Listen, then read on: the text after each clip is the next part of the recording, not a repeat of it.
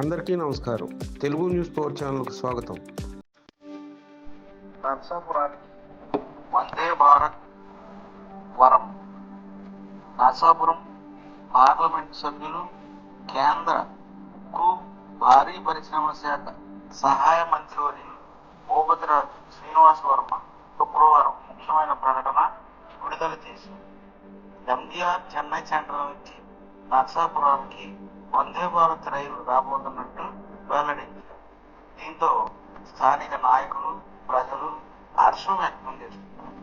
గతంలో కాంగ్రెస్ హయాంలో నర్సాపురం, తిరుపతి, మచిలీపట్నం, బీదర్ తదితర రైళ్లు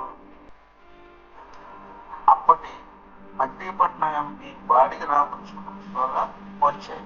ఆ తర్వాత అమరావతి, అరుణాచలం రైలు, వందే భారత్ రైలు గతం నుంచి విజయవాడ వరకు నడుస్తుంది.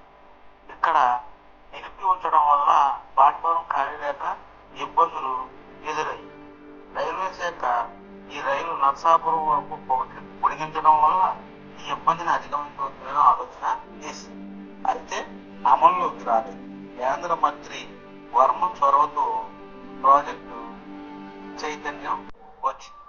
కేంద్ర రైల్వే మంత్రి అశ్విని వైష్ణవ్తో పలుసార్లు చర్చించి ఓ